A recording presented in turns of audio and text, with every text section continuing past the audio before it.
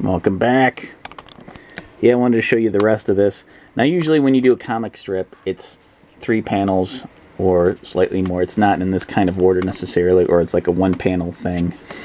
Because this is kind of, would be meant to be seen from left to right instead of 1, 2, 3, 4, you know. But if you're doing a comic book, yeah, you can kind of do it like that, because that's the page, you know. But this kind of gives it away. I would make this the beginning of the next page. So you have to be, you know, you have to be aware of that. Here we go.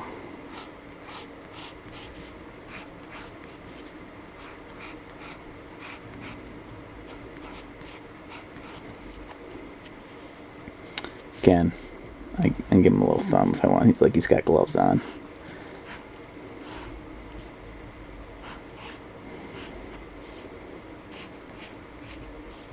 And the rest of his body's off screen, off panel.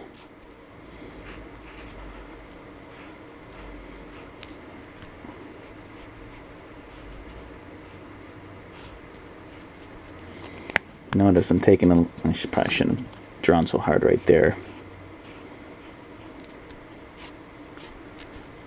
Notice I took a little bit more liberty with his jaw to make it a little bit more cartoony. And I already sketched in the ground, which goes behind his foot there, is behind his heel. And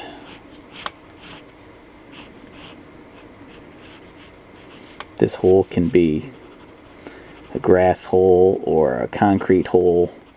We'll make it grass.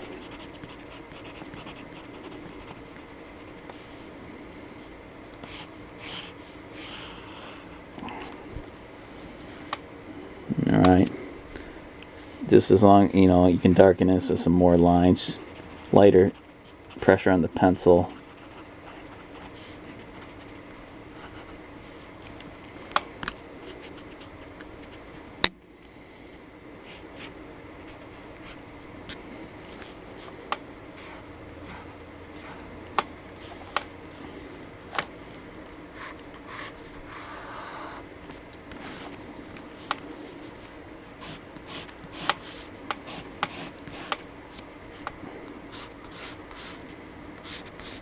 Okay, and then over here, he fell in the hole.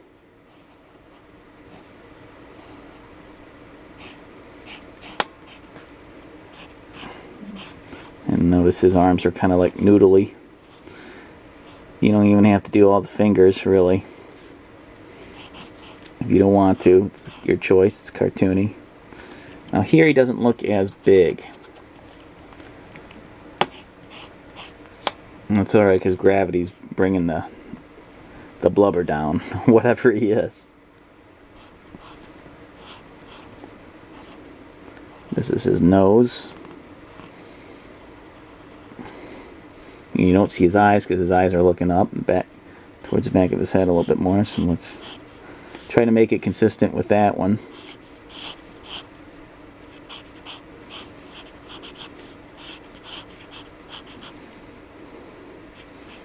I guess I could do a little bit of shading there. Sometimes little accidents like that will happen. It's like part of the body is accidentally shaded in, but you should just kind of go with it. Make it consistent, like with the one before that. Make it the same ground line. And this is Bubble Boy's hat. And you can pretty much put a lot of different characters in this scenario. Heck, I did Batman falling into a hole, and he falls into a big pit of oversized stuffed animals. So maybe some kind of layer of the Joker left out for him.